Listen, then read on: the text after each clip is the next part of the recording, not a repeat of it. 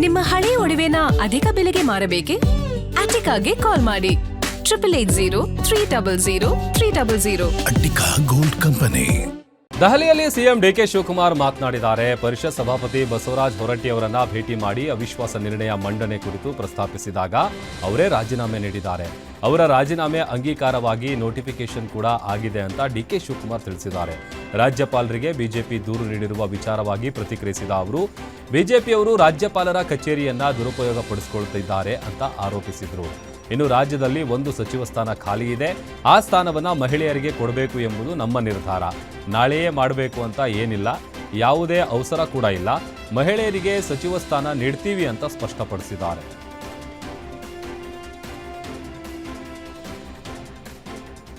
ಮೇಲುಕೋಟೆ ಶಾಸಕ ದರ್ಶನ್ ಪುಟ್ಟಣ್ಣಯ್ಯ ವಿರುದ್ಧ ಕ್ಷೇತ್ರದ ಜನರು ಅಸಮಾಧಾನ ವ್ಯಕ್ತಪಡಿಸಿದ್ದಾರೆ. ಕುಟುಂಬ ಸಮೇತ ಕ್ಷೇತ್ರದಲ್ಲಿ ನೆಲೆಸಿ ಜನರ ಸಮಸ್ಯೆಗಳಿಗೆ ಸ್ಪಂದಿಸುವಂತೆ ದಲಿತ ಸಂಘರ್ಷ ಸಮಿತಿ ಒತ್ತಾಯಿಸಿದೆ.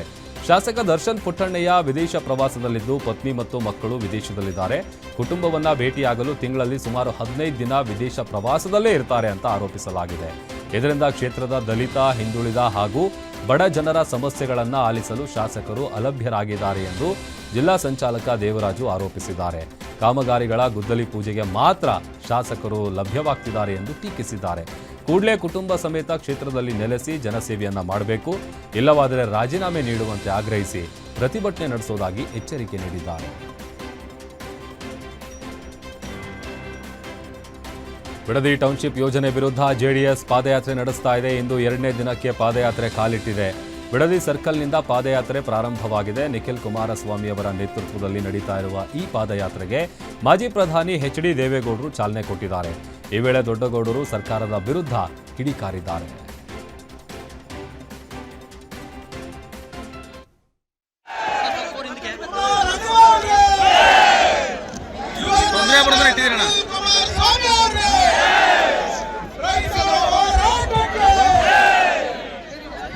ರಚನೆ ಆಗಿದೆ. ಈಗ ಬಿಸಿ ಮುಟ್ಟಿರೋದಕ್ಕೆ ಆಗಿರೋದು ಕೇವಲ ಬಿಸಿ ಮುಟ್ಟತಕ್ಕಂಥದ್ದಷ್ಟೇ ಅಲ್ಲ, ಗುರಿ ಸಾಧಿಸಬೇಕು, ರೈತರನ್ನು ಉಳಿಸಬೇಕು, ಅದಕ್ಕೆ ನಾವು ಬದ್ಧ. Thank you sir. ಸೊ ಇದಿಷ್ಟು ನಿಖಿಲ್ ಕುಮಾರಸ್ವಾಮಿ ಮತ್ತು ಕ್ಯಾಮ್ರಾಮನ್ ಶಿವ ಜೊತೆ ಹರ್ಕೇಶ್, ಗ್ಯಾರಂಟಿ ನ್ಯೂಸ್.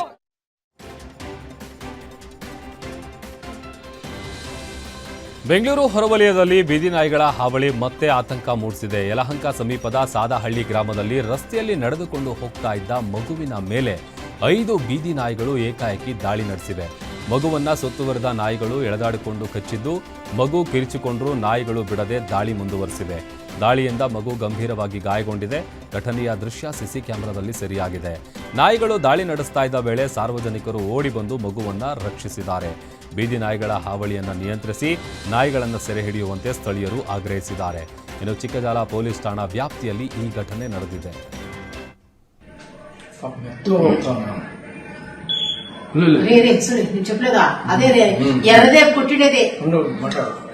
ಅಪ್ಪ ಅಯ್ಯಪ್ಪ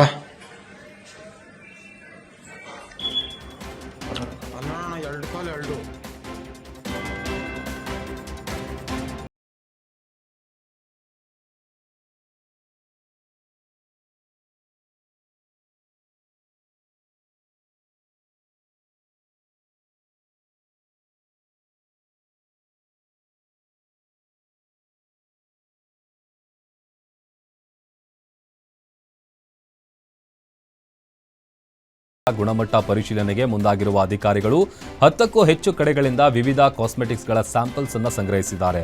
ಲಿಪ್ಸ್ಟಿಕ್, ಪೌಡರ್, ಸೀರಮ್ ಹಾಗೆ ಫೇಶಿಯಲ್ ಕ್ರೀಮ್ ಸೇರಿದಂತೆ ಹಲವು ಉತ್ಪನ್ನಗಳ ಸ್ಯಾಂಪಲ್ಸ್ ಅನ್ನು ಪಡೆಯಲಾಗಿದೆ. ವಿವಿಧ ಬ್ರ್ಯಾಂಡ್ಗಳ ಡೂಪ್ಲಿಕೇಟ್ ಹಾಗೂ ಕಳಪೆ ಗುಣಮಟ್ಟದ ಕಾಸ್ಮೆಟಿಕ್ಸ್ ಮಾರಾಟದ ಆರೋಪದ ಹಿನ್ನೆಲೆ ಈ ಕ್ರಮವನ್ನು ಕೈಗೊಳ್ಳಲಾಗಿದೆ.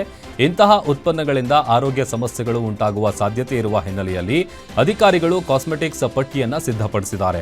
ಮೊದಲ ಹಂತದಲ್ಲಿ ಬೆಂಗಳೂರಿನಲ್ಲಿ ಸ್ಯಾಂಪಲ್ಸ್ ಸಂಗ್ರಹಿಸಿ ಪ್ರಯೋಗಾಲಯಕ್ಕೆ ಕಳಿಸಲಾಗ್ತಾ ಇದೆ. ಪರೀಕ್ಷೆಯಲ್ಲಿ ಉತ್ಪನ್ನಗಳು ಅನ್ಸೇಫ್ ಅಂತ ದೃಢಪಟ್ಟರೆ ಸಂಬಂಧಪಟ್ಟವರ ವಿರುದ್ಧ ಕಾನೂನು ಕ್ರಮ ಕೈಗೊಳ್ಳುವುದಕ್ಕೆ ಅಧಿಕಾರಿಗಳು ಮುಂದಾಗಿದ್ದಾರೆ. ಸಚಿವ ಸಂಪುಟದ ಕಗ್ಗಂಟು ವಿಚಾರವಾಗಿ ಕೋಲಾರದಲ್ಲಿ ಆರೋಗ್ಯ ಸಚಿವ ಯುಟಿ ಖಾದರ್ ಪ್ರತಿಕ್ರಿಯಿಸಿದ್ದಾರೆ. ಸಚಿವ ಸಂಪುಟದ ಗೊಂದಲ ಬಗೆಹರಿಸುವುದಕ್ಕೆ ನಾವೆಲ್ಲರೂ ಒಟ್ಟಾಗಿ ಸೇರಿದ್ದೇವೆ ಅಂತ ಹೇಳಿದ್ದಾರೆ. ಖಾತೆ ಅದಲು ಬದಲಾದರೂ ಅದಾಗೋದು ಬಿಡೋದು ಕಾಂಗ್ರೆಸ್ ಸರ್ಕಾರವೇ ನಿರ್ಧಾರ ಮಾಡುತ್ತೆ ಅಂತೇಳಿ ಸ್ಪಷ್ಟಪಡಿಸಿದ್ದಾರೆ. ಮಾಜಿ ಸಚಿವ ನಾಗೇಂದ್ರ ಅವರ ರಾಜೀನಾಮೆ ವಿಚಾರ ಸರ್ಕಾರಕ್ಕೆ ಬಿಟ್ಟಿದ್ದು. ನಾಗೇಂದ್ರ ವಿರುದ್ಧದ ಇಡಿ ತನಿಖೆ ಬಗ್ಗೆ ಪಕ್ಷ ಹಾಗೂ ಮುಖ್ಯಮಂತ್ರಿ ಸೂಕ್ತ ನಿರ್ಧಾರ ಕೈಗೊಳ್ತಾರೆ ಅಂತ ಯುಟಿ ಖಾದರ್ ಹೇಳಿದ್ದಾರೆ.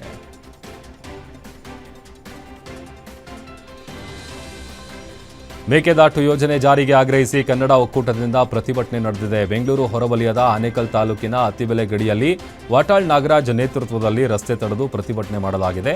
ಕಳಸಾ ಬಂಡೂರಿ, ಮಹದಾಯಿ ಹಾಗೂ ಮೇಕೆದಾಟು ಯೋಜನೆಗಳನ್ನು ಶೀಘ್ರದಲ್ಲೇ ಜಾರಿಗೆ ತರಬೇಕು ಅಂತ ಪ್ರತಿಭಟನಾಕಾರರು ಒತ್ತಾಯಿಸಿದ್ದಾರೆ.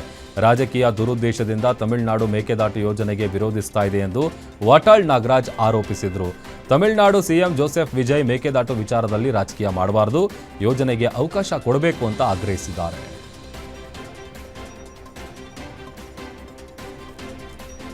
ಶಿವಮೊಗ್ಗ ಜಿಲ್ಲೆಯ ತೀರ್ಥಹಳ್ಳಿ ತಾಲೂಕಿನ ದೇವಂಗಿ ಗ್ರಾಮದ ಸರ್ಕಾರಿ ಶಾಲೆಯಲ್ಲಿ ಅವಘಡವೊಂದು ತಪ್ಪಿದೆ.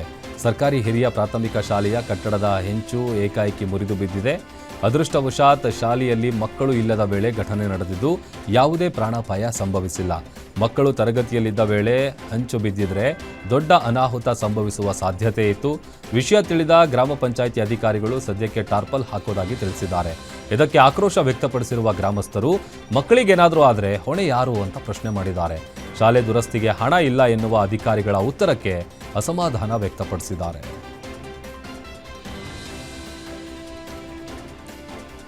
ತುಮಕೂರು ಜಿಲ್ಲೆ ಗುಬ್ಬಿ ತಾಲೂಕಿನ ಹೊಸಕೆರೆ ಗ್ರಾಮದಲ್ಲಿ ರಾತ್ರೋರಾತ್ರಿ 40 ಅಡಿಕೆ ಸಸಿಗಳನ್ನು ಕತ್ತರಿಸಿ ಹಾಕಿರುವಂತಹ ಘಟನೆ ನಡೆದಿದೆ.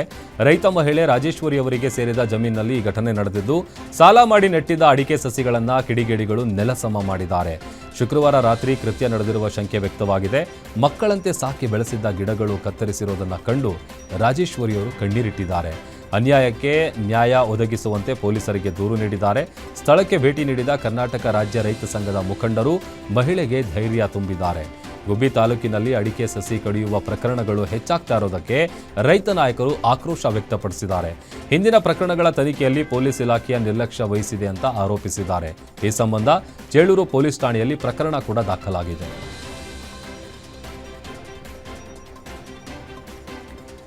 ಚಿಕ್ಕಮಗಳೂರು ನಗರದ ಹೊರವಲಯದ ಕಣಿವೆ ಕ್ರಾಸ್ ಬಳಿ ಭೀಕರ ರಸ್ತೆ ಅಪಘಾತ ಸಂಭವಿಸಿದೆ. ಬ್ರೇಕ್ ಫೇಲ್ ಆಗಿ ನಿಯಂತ್ರಣ ಕಳೆದುಕೊಂಡ 10 ವೀಲ್ ಲಾರಿ ರಸ್ತೆ ಪಕ್ಕದ ತಡೆಬೇಲಿಯನ್ನು ಮುರಿದು ಮರಕ್ಕೆ ಡಿಕ್ಕಿ ಹೊಡೆದು ಸುಮಾರು 100 ಅಡಿ ಆಳದ ಪ್ರಪಾತಕ್ಕೆ ಉರುಳಿ ಬಿದ್ದಿದೆ. ಚಿಕ್ಕಮಗಳೂರಿನಿಂದ ಕಡೂರು ಕಡೆಗೆ ಸಾಗ್ತಾ ಇದ್ದ ಲಾರಿ ಲೋಡ್ ಸಮೇತ ಪ್ರಪಾತಕ್ಕೆ ಬಿದ್ದಿದ್ದು ಲಾರಿ ಸಂಪೂರ್ಣ ಜಖಂ ಆಗಿದೆ. ಅದೃಷ್ಟವಶಾತ್ ಚಾಲಕ ಹಾಗೂ ನಿರ್ವಾಹಕ ಪ್ರಾಣಾಪಾಯದಿಂದ ಪಾರಾಗಿದ್ದಾರೆ. ಘಟನೆ ತಿಳಿತಾ ಇದ್ದಂತೆ ನೂರಾರು ಸಾರ್ವಜನಿಕರು ಸ್ಥಳಕ್ಕೆ ಧಾವಿಸಿದ್ದಾರೆ. ಕಡೂರು ಮಂಗಳೂರು ರಾಷ್ಟ್ರೀಯ ಹೆದ್ದಾರಿಯಲ್ಲಿ ಘಟನೆ ನಡೆದಿದ್ದು, ಚಿಕ್ಕಮಗಳೂರು ಗ್ರಾಮಾಂತರ ಪೊಲೀಸರು ಸ್ಥಳಕ್ಕೆ ಭೇಟಿ ಕೊಟ್ಟು ಪರಿಶೀಲನೆ ನಡೆಸಿದ್ದಾರೆ. ಶಿವಗಂಗೆ ಬೆಟ್ಟದಲ್ಲಿ ನಾಪತ್ತೆಯಾಗಿದ್ದ ಅದ್ವೈತ್ ಉಪಾಧ್ಯಾಯ ಮೃತದೇಹ ಶಾಂತಲಾ ಡ್ರಾಪ್ನಲ್ಲಿ ಪತ್ತೆಯಾಗಿದೆ. ಆಗಸ್ಟ್ 7ರಂದು ಟ್ರೆಕ್ಕಿಂಗ್ಗೆ ಬಂದಿದ್ದ ವೇಳೆ ಅದ್ವೈತ್ ನಾಪತ್ತೆಯಾಗಿದ್ರು. ಮರಗಿಡಗಳು ಹಾಗೂ ಕಲ್ಲು ಬಂಡೆಗಳಿಂದ ಕೂಡಿರುವ ದುರ್ಗಮ ಪ್ರದೇಶದಲ್ಲಿ ಎನ್ಡಿಆರ್ಎಫ್, ಎಸ್ಡಿಆರ್ಎಫ್, ಅರಣ್ಯ ಇಲಾಖೆ ಹಾಗೂ ಪೊಲೀಸರಿಂದ 100ಕ್ಕೂ ಹೆಚ್ಚು ಸಿಬ್ಬಂದಿ ಶೋಧ ಕಾರ್ಯ ನಡೆಸಿದ್ರು.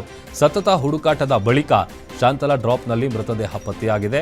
ಹರಸಾಹಸ ಪಟ್ಟು ಪೊಲೀಸರು ಮೃತದೇಹವನ್ನು ಸದ್ಯ ಹೊರತೆಗೆದಿದ್ದಾರೆ. ಮರಣೋತ್ತರ ಪರೀಕ್ಷೆ ಹಾಗೂ ತನಿಖೆಯ ಬಳಿಕ ಸಾವಿನ ನಿಖರ ಕಾರಣ ತಿಳಿದು ಬರಲಿದೆ. ಈ ಸಂಬಂಧ ದಾಬಸ್ಪೇಟೆ ಪೊಲೀಸ್ ಠಾಣೆಯಲ್ಲಿ ಪ್ರಕರಣ ದಾಖಲಾಗಿದೆ. ಮೈಸೂರಿನ ಚಾಮುಂಡಿ ಬೆಟ್ಟದಲ್ಲಿ ಚಿರತೆ ಪ್ರತ್ಯಕ್ಷವಾಗಿದ್ದು ಸ್ಥಳೀಯರಲ್ಲಿ ಆತಂಕ ಮೂಡಿಸಿದೆ. ನಾಯಕರ ಬೀದಿ ಮಾರಮ್ಮ ದೇವಸ್ಥಾನದ ಬಳಿ ಚಿರತೆ ಕಾಣಿಸಿಕೊಂಡಿದೆ. ಚಿರತೆ ನೋಡಿದ ಸ್ಥಳೀಯರು ತಕ್ಷಣ ಅರಣ್ಯ ಇಲಾಖೆ ಹಾಗೂ ಪೊಲೀಸರಿಗೆ ಮಾಹಿತಿ ಮೂಡಿಸಿದ್ದಾರೆ. ಮಾಹಿತಿ ಗೊತ್ತಾಗ್ತಾ ಇದ್ದಂತೆ ಅರಣ್ಯಾಧಿಕಾರಿಗಳು ಸ್ಥಳಕ್ಕೆ ದೌಡಾಯಿಸಿದ್ದಾರೆ. ಸದ್ಯ ಚಿರತೆ ಸೆರೆಗೆ ಅರಣ್ಯ ಇಲಾಖೆ ಕಾರ್ಯಾಚರಣೆಯನ್ನು ಕೈಗೊಂಡಿದೆ. ಸ್ಥಳದಲ್ಲಿ ಬೋನನ್ನು ಇರಿಸಲಾಗಿದ್ದು ಸಿಸಿಟಿವಿ ಕ್ಯಾಮೆರಾಗಳ ಮೂಲಕ ಚಿರತೆಯ ಚಲನವಲನದ ಮೇಲೆ ನಿಗಾ ಇಟ್ಟಿದ್ದಾರೆ. ಚಿರತೆ ಸೆರೆಯಾಗುವವರೆಗೂ ಸ್ಥಳೀಯರು ಎಚ್ಚರಿಕೆಯಿಂದ ಇರುವಂತೆ ಅಧಿಕಾರಿಗಳು ಸೂಚಿಸಿದ್ದಾರೆ.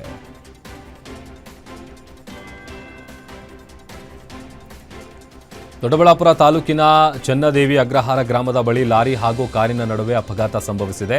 ನೆಲಮಂಗಲದಿಂದ ದೊಡ್ಡಬಳ್ಳಾಪುರದ ಕಡೆಗೆ ತೆರಳುತ್ತಾ ಇದ್ದ ಲಾರಿ ರಸ್ತೆ ತಿರುವಿನಲ್ಲಿ ಕಾರಿಗೆ ಡಿಕ್ಕಿ ಹೊಡೆದಿದೆ. ಡಿಕ್ಕಿಯ ರಭಸಕ್ಕೆ ಕಾರಿನ ಮುಂಭಾಗ ಸಂಪೂರ್ಣ ಜಖಂಗೊಂಡಿದೆ. ಘಟನೆಯಲ್ಲಿ ಕಾರು ಚಾಲಕನಿಗೆ ಸಣ್ಣ ಪುಟ್ಟ ಗಾಯಗಳಾಗಿದ್ದು, ಅದೃಷ್ಟವಶಾತ್ ಯಾವುದೇ ಪ್ರಾಣಹಾನಿ ಸಂಭವಿಸಿಲ್ಲ. ಅಪಘಾತದ ಮಾಹಿತಿ ತಿಳಿದು ಪೊಲೀಸರು ಸ್ಥಳಕ್ಕೆ ಭೇಟಿ ನೀಡಿ ಪರಿಶೀಲನೆ ನಡೆಸಿದ್ದಾರೆ. ದೊಡ್ಡ ಬೆಳವಂಗಲ ಪೊಲೀಸ್ ಠಾಣೆಯಲ್ಲಿ ಪ್ರಕರಣ ಕೂಡ ದಾಖಲಾಗಿದೆ. ದಾವಣಗೆರೆ ಜಿಲ್ಲೆ ಜಗಳೂರು ತಾಲೂಕಿನ ದೇವಿಕೆರೆ ಗ್ರಾಮದಲ್ಲಿ ಕಳ್ಳತನ ನಡೆದಿದೆ. ಕವಿತಾ ಎಂಬುವರ ಮನೆಯನ್ನ ಕಳ್ಳರು ಟಾರ್ಗೆಟ್ ಮಾಡಿದ್ದಾರೆ. ಮಗನ ಆಸ್ಪತ್ರೆ ಚಿಕಿತ್ಸೆಗೆ ಆಗಸ್ಟ್ 2ರಂದು ಕುಟುಂಬ ಸಮೇತ ದಾವಣಗೆರೆಗೆ ತೆರಳಿದ್ದ ವೇಳೆ ಮನೆಯ ಬೀಗ ಮುರಿದು ಒಳನುಗ್ಗಿದ ಕಳ್ಳರು 410 ಗ್ರಾಂ ಬಂಗಾರದ ಒಡವೆ, 600 ಗ್ರಾಂ ಬೆಳ್ಳಿ ಆಭರಣ ಹಾಗೂ 4 ಲಕ್ಷ ರೂಪಾಯಿ ನಗದನ್ನು ದೋಚಿದ್ದಾರೆ. ಕಳುವಾದ ಚಿನ್ನ, ಬೆಳ್ಳಿ ಹಾಗೂ ನಗದು ಸೇರಿ ಒಟ್ಟು 52 ಲಕ್ಷ ರೂಪಾಯಿಗೂ ಅಧಿಕ ಮೌಲ್ಯದ ವಸ್ತುಗಳು ಕಳ್ಳರ ಪಾಲಾಗಿವೆ. ಮನೆಗೆ ವಾಪಸ್ ಬಂದಾಗ ಕಳ್ಳತನ ಬೆಳಕಿಗೆ ಬಂದಿದೆ. ಈ ಸಂಬಂಧ ಬೀಳಚೂಡು ಪೊಲೀಸ್ ಠಾಣೆಯಲ್ಲಿ ಪ್ರಕರಣ ದಾಖಲಾಗಿದ್ದು ಪೊಲೀಸರು ಕಳ್ಳರಿಗಾಗಿ ಬಲೆ ಬೀಸಿದ್ದಾರೆ.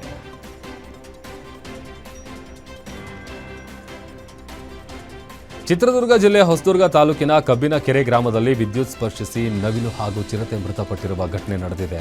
ಕುಡಿಯುವ ನೀರಿನ ವಿದ್ಯುತ್ ಪರಿವರ್ತಕದ ಮೇಲೆ ನವಿಲು ವಿದ್ಯುತ್ತನ್ನು ಸ್ಪರ್ಶಿಸಿ ಮೃತಪಟ್ಟಿದೆ. ನವಿಲನ್ನು ತಿನ್ನಲು ತೆರಳಿದ ಚಿರತೆ ಕೂಡ ಟ್ರಾನ್ಸ್ಫಾರ್ಮರ್ ಮೇಲೆ ಹತ್ತಿದ್ದು ವಿದ್ಯುತ್ ಸ್ಪರ್ಶದಿಂದ ಸ್ಥಳದಲ್ಲೇ ಸಾವನ್ನಪ್ಪಿದೆ. ವಿಷಯ ತಿಳಿದು ಸ್ಥಳಕ್ಕೆ ಅರಣ್ಯ ಇಲಾಖೆ ಅಧಿಕಾರಿಗಳು ಭೇಟಿ ನೀಡಿ ಪರಿಶೀಲನೆ ನಡೆಸಿದ್ದಾರೆ. ಬಳಿಕ ನವಿಲು ಹಾಗೂ ಚಿರತೆಯ ಮೃತದೇಹಗಳನ್ನು ತೆರವುಗೊಳಿಸಿದ್ದಾರೆ. ಈ ಸಂಬಂಧ ಹೊಸದುರ್ಗ ಪೊಲೀಸ್ ಠಾಣೆಯಲ್ಲಿ ಪ್ರಕರಣ ಕೂಡ ದಾಖಲಾಗಿದೆ.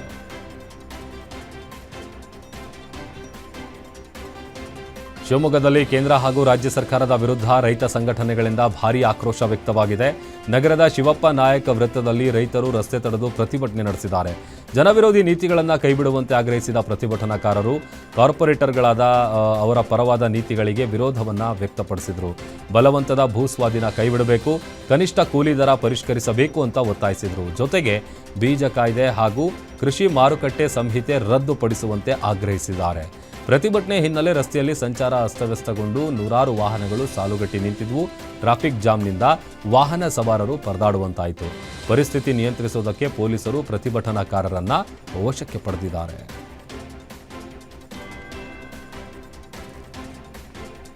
ಹಾವೇರಿ ನಗರದ ಹೊರವಲಯದ ರಾಷ್ಟ್ರೀಯ ಹೆದ್ದಾರಿ 4ರಲ್ಲಿ ಖಾಸಗಿ ಬಸ್ ಪಲ್ಟಿಯಾಗಿ ಓರ್ವ ಪ್ರಯಾಣಿಕ ಸಾವನ್ನಪ್ಪಿದ್ದು 20ಕ್ಕೂ ಹೆಚ್ಚು ಮಂದಿ ಗಾಯಗೊಂಡಿದ್ದಾರೆ. ಗೋವಾದಿಂದ ಬೆಂಗಳೂರಿಗೆ ತೆರಳುತ್ತಾ ಇದ್ದ ಬಸ್ ಚಾಲಕ ನಿದ್ರೆಯ ಮಂಪರಿನಲ್ಲಿ ನಿಯಂತ್ರಣ ಕಳೆದುಕೊಂಡು ಪಲ್ಟಿಯಾಗಿದೆ ಅಂತ ಹೇಳಲಾಗಿದೆ. ಘಟನೆಯಲ್ಲಿ 18 ವರ್ಷದ ಬಾವರ್ ಸಿಂಗ್ ರಜಪೂತ್ ಮೃತಪಟ್ಟಿದ್ದಾರೆ. ಗಾಯಾಳುಗಳನ್ನು ಹಾವೇರಿ ಜಿಲ್ಲಾಸ್ಪತ್ರೆಗೆ ದಾಖಲಿಸಿ ಚಿಕಿತ್ಸೆ ಕೊಡಿಸಲಾಗ್ತಾ ಇದೆ. ಸಚಿವ ರುದ್ರಪ್ಪ ಲಮಾಣಿ ಜಿಲ್ಲಾಸ್ಪತ್ರೆಗೆ ಭೇಟಿ ನೀಡಿ ಗಾಯಾಳುಗಳ ಆರೋಗ್ಯವನ್ನು ವಿಚಾರಿಸಿದ್ದಾರೆ. ಅಧಿಕಾರಿಗಳಿಂದ ಮಾಹಿತಿ ಪಡೆದು ಗಾಯಾಳುಗಳಿಗೆ ಸೂಕ್ತ ಚಿಕಿತ್ಸೆ ನೀಡುವಂತೆ ಸೂಚಿಸಿದ್ದಾರೆ. ಇನ್ನು ಸ್ಥಳಕ್ಕೆ ಹಾವೇರಿ ಸಂಚಾರಿ ಪೊಲೀಸರು ಭೇಟಿ ಕೊಟ್ಟು ಪರಿಶೀಲನೆ ನಡೆಸಿದ್ದು ಪ್ರಕರಣ ದಾಖಲಿಸಿಕೊಂಡು ತನಿಖೆ ಮುಂದುವರೆಸಿದ್ದಾರೆ.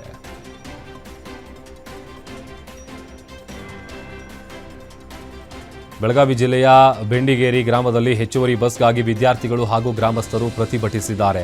ದಿಢೀರ್ ಬಸ್ಸನ್ನು ತಡೆದು ಆಕ್ರೋಶ ವ್ಯಕ್ತಪಡಿಸಿದ ವಿದ್ಯಾರ್ಥಿಗಳು ಬಸ್ ಕೊರತೆಯಿಂದ ನಿತ್ಯ ಪರದಾಡುವಂತಾಗಿದೆ ಅಂತ ಅಸಮಾಧಾನ ಹೊರಹಾಕಿದ್ದಾರೆ. ಒಂದೇ ಬಸ್ನಲ್ಲಿ ನೂಕುನುಗ್ಗಲು ಉಂಟಾಗ್ತಾ ಇದ್ದು ವಿದ್ಯಾರ್ಥಿಗಳ ಜೀವಕ್ಕೆ ಅಪಾಯ ಎದುರಾಗ್ತಾ ಇದೆ ಅಂತ ಗ್ರಾಮಸ್ಥರು ಆತಂಕ ವ್ಯಕ್ತಪಡಿಸಿದ್ದಾರೆ. ಬೆಳಗ್ಗೆ 8ವರೆಗೆ ಹಾಗೆ 9ವರೆಗೆ ಹೆಚ್ಚುವರಿ ಬಸ್ಸು, ಸಂಜೆ 4:30ಕ್ಕೆ ಮತ್ತು 5:30ಕ್ಕೂ ಬಸ್ ವ್ಯವಸ್ಥೆ ಕಲ್ಪಿಸಿ ಅಂತ ಆಗ್ರಹಿಸಿದ್ದಾರೆ. ಇನ್ನು ಪಾರಿಶ್ವಾಡ ಬೆಳಗಾವಿ ಮಾರ್ಗದ ಎಲ್ಲಾ ಬಸ್ಗಳಿಗೆ ಬೆಂಡಿಗೇರಿಯಲ್ಲಿ ನಿಲುಗಡೆ ಕೊಡಬೇಕು ಅಂತ ಒತ್ತಾಯಿಸಿದ್ದಾರೆ. ಸಮಸ್ಯೆ ಬಗೆಹರಿಸಲಿಲ್ಲ ಅಂತಂದ್ರೆ ಉಗ್ರ ಹೋರಾಟ ನಡೆಸೋದಾಗಿ ಎಚ್ಚರಿಕೆ ಕೂಡ ನೀಡಿದ್ದಾರೆ. ವಿದ್ಯಾರ್ಥಿಗಳ ಜೀವದ ಜೊತೆ ಆಟ ಆಡಬೇಡಿ ಎಂದು ಗ್ರಾಮಸ್ಥರು ಆಕ್ರೋಶ ಹೊರಹಾಕಿದ್ದಾರೆ.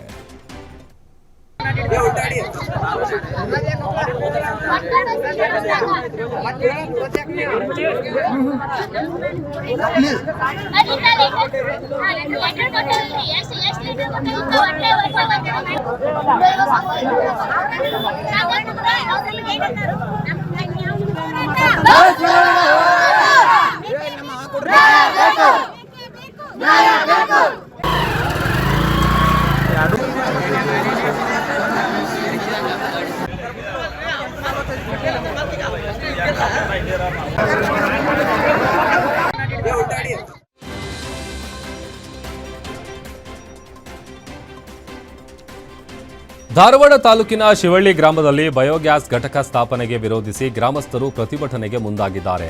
ಘಟಕದ ಆವರಣದಲ್ಲಿ ಸಸಿ ನೆಡುವ ಮೂಲಕ ವಿನೂತನವಾಗಿ ಪ್ರತಿಭಟನೆ ನಡೆಸುವುದಕ್ಕೆ ಗ್ರಾಮಸ್ಥರು ಸಜ್ಜಾಗಿದ್ದಾರೆ. ಆದರೆ ಗ್ರಾಮಸ್ಥರನ್ನ ಘಟಕದ ಒಳಗೆ ಪ್ರವೇಶಿಸದಂತೆ ತಡೆಯಲು ಅಧಿಕಾರಿಗಳು ಸಿದ್ಧತೆ ನಡೆಸಿದ್ದಾರೆ. ಬಯೋಗ್ಯಾಸ್ ಘಟಕದ ಗೇಟ್ ಮುಂದೆ ಬಿಗಿ ಪೊಲೀಸ್ ಭದ್ರತೆಯನ್ನು ಕೈಗೊಳ್ಳಲಾಗಿದೆ. 50ಕ್ಕೂ ಹೆಚ್ಚು ಪೊಲೀಸರು ಸ್ಥಳದಲ್ಲಿ ನಿಯೋಜನೆಗೊಂಡಿದ್ದಾರೆ. ತಹಶೀಲ್ದಾರ್ ಹಾಗೂ ಮಹಾನಗರ ಪಾಲಿಕೆ ಕಮಿಷನರ್ ಕೂಡ ಸ್ಥಳದಲ್ಲೇ ಬೀಡು ಬಿಟ್ಟಿದ್ದು ಗ್ರಾಮಸ್ಥರ ಪ್ರತಿಭಟನೆ ತಡೆಯುವುದಕ್ಕೆ ಅಧಿಕಾರಿಗಳು ಮುಂದಾಗಿದ್ದಾರೆ.